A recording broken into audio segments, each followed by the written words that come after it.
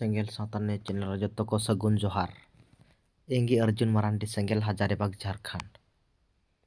Tihin bon badaya Senggel la news update se bicar chet ko nyamok kana se hatingok kana media salate साथे block Pargana panchayat हमको के नेता वर्ते मेना को are नोडे हो ओना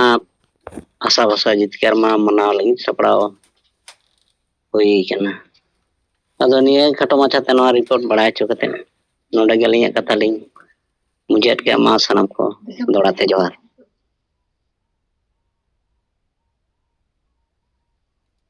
जोहार आडी आडी सरहाव मा द्वार हूं उनका गी कथा को बंद हो इदी मा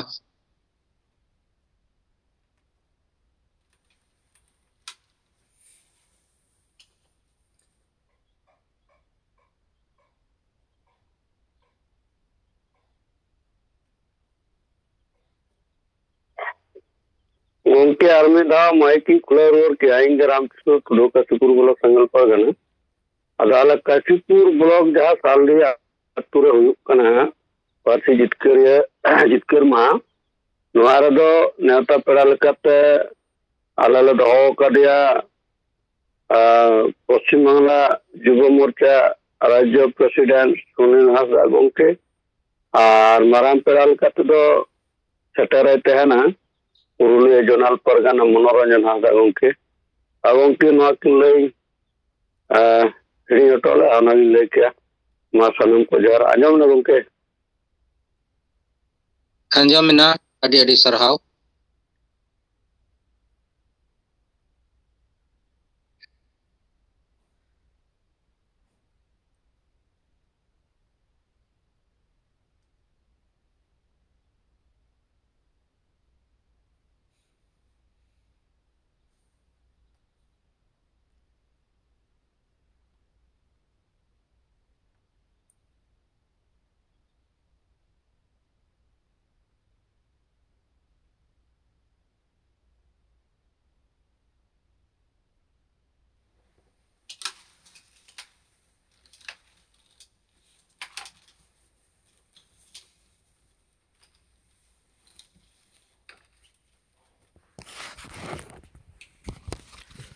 Senggel अभियान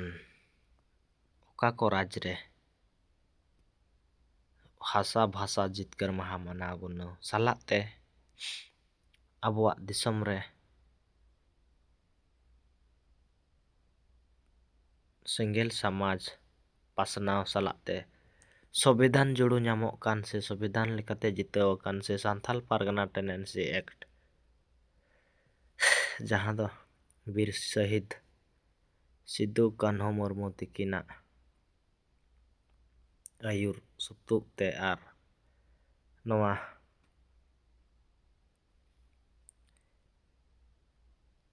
सांथाली भाषा जहां दो 22 दिसंबर 2003 रे 8वें अनुसूची रे शामिल अकान कमके आयुर ते से ओना किन दिन इया तेगे हासा भाषा जितकर महा बोन मनावा आर हासा आर भाषा दो सेरमा आर सरक खन हो अडी मारांग जिनिस कना नवा जुति बाम बांचावा से बाम नवाम रखा दोहोया से बाम अन अरी लिकाते बाम तोल दोहोया जाय जुग लगी मेनकान मिद दिन रे अबो दोबन मानवा लिका दो से मुचेद उतर आबन ओनाते तिहिना दिन रे से समय रे नवा को मनाव आर पूरा धरती जगत रेन होड़ बड़ा अचो लगे ठाव ठाव रे मनाव लेन खान आर मना खान अड़े नापाय हुई को किया से अबो वा भाषा हो इनकन जीवियान से दाड़ायान लेका बोन उयहर दाड़ाया आर बोन बुझाव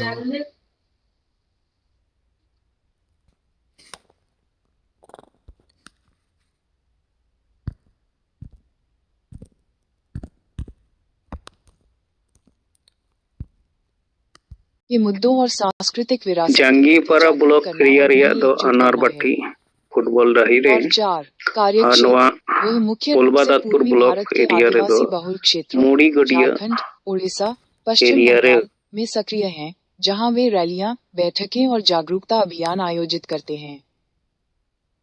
संक्षेप में, अर्जुन मरांडी एक प्रेरणादायक व्यक्ति हैं जिन्होंने अपने पेशेवर करियर के साथ-साथ सामाजिक और सांस्कृतिक आंदोलन में भी महत्वपूर्ण योगदान दिया है।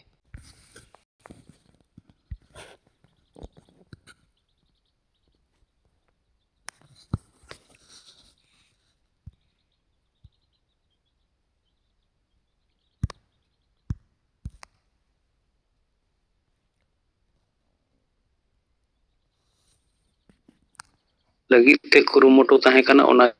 चितान रे पोसस मी लिका दो बांग होई हचो रिया गे मिटांग कमी होरा नेलेना ओंडे चे कंडीशन को सोधर किया अदा नोआ दो मेन गानोआ नोआ भोगनाडी रे से भोगनाडी रेना जहां नागाम कथा से संताल पारगना जितकर रेना जहां जितकरिया सिद्धो मुर्मू तकिना इतिहास नित हेमंत सोरेन सरकार मुछाव रेना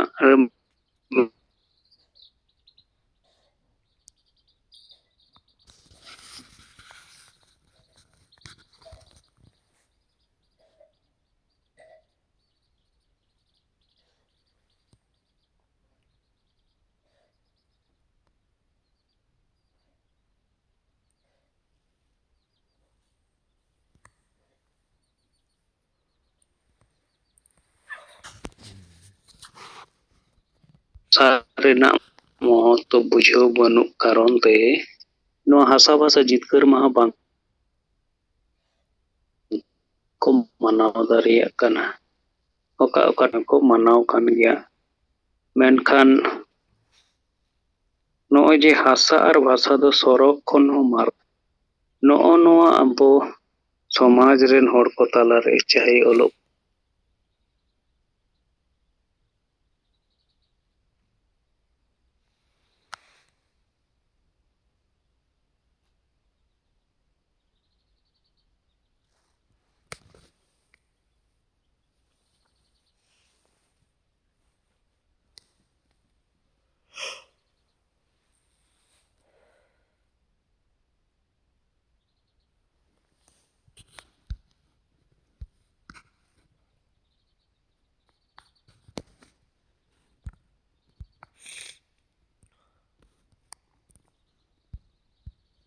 बंगा दिसम गंके सालखान मुर्मू सा मैडम सुमित्रा मुर्मू और या राजरिन सिंगल रिन नेता कार्यकर्ता को इन पास्टा सेट को सिंगल सिंगल जोहार इन विकास चंद्र हेम्ब्रम आदिवासी सिंगल अभियान बारीपदा सब डिविजनल सभापति ओडिशा मयूरभंज आदो अली सेट खन खाटो मछा रिपोर्ट जे नय हिजू कान गपा 22 दिसंबर 2025 आदो नोआ हासा भाषा जितकर माह लेकाते जहां मनाव सब हुयुग लगे न आदो उनका के आले बारीपदा जन सेट खत बारीपदा जनार्दन अतुरे सपड़ा सत कना और ओना कुरुमुटु रेगे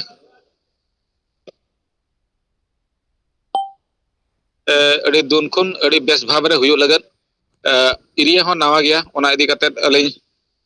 5-6 दिन लहा खन ओना एरिया रिन मजी बाबा को सला बखन अतु हल को सला गपाल माराव कते सागे हल को सेलेदोआ और भाषा भाषा जाति धर्म मानव सलाते नवा डहार नवा उइहर विचार लगत विचार होचो को लगत सागे हल समिलो लगते प्रतिदिन अवेयरनेस प्रोग्राम दो हुई सत कान गया और अड़ी बेस गना हुई आमेंतेन nongkana kurumutu chalak kana ar aling nasana bid bhabre tahen ar network program khatir te Zoom re sange balin jule dareyak kana ada khatir te balin report dareyak jahan tinang awareness program ko huyina ado gapa jaha इतिहासिक दिन रे नोआ Baripada area रिन सांगे माझी को शामिल लेनखान आदिवासी समाज लहा लगत जहां नवा रणनीति लेकाते से नवा आइडियोलॉजी लेकाते अब जीत बोंगा नीति आदर्श पुष्टो से ले बुझाव रेना बन कुरुमुटु का और नवा सफल गया ना सांगे हर बाको बुझाव रहना कम हर नवा रे गड़ो को एम गया नोका जहां तना स्टूडेंट लेकान लेवल रिन हर चला होगा मारा हुई kana ado tehin do aling hona gapa sapra bhitir rege bhido re mena linya khato macha katha gelin dohaya ama nine lei bala kate ge nodling tahen kana masanam ko dorate johar ar kapana huiset len pore dusra pusto se katha lin reporta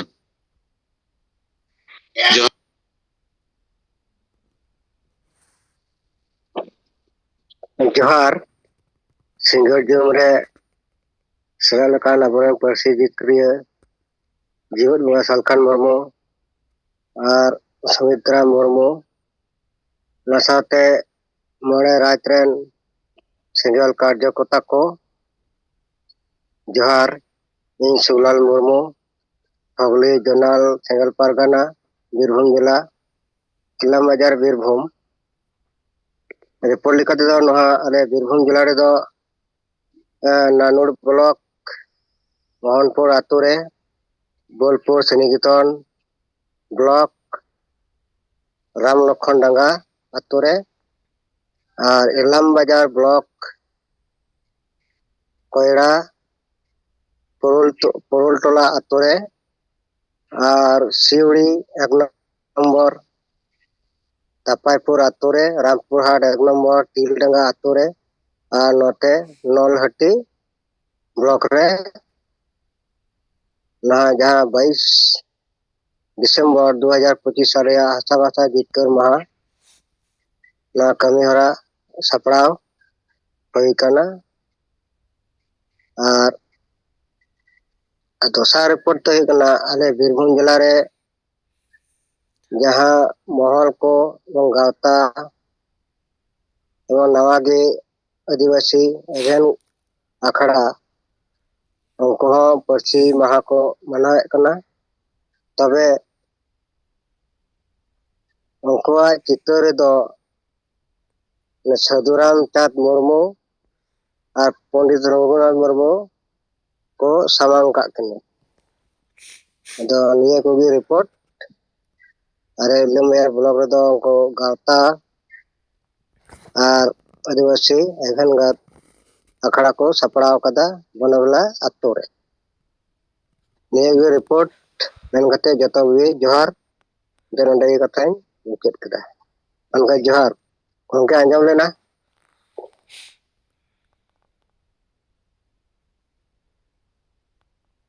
हाँ गमके अड़ी नपे अंजम लेना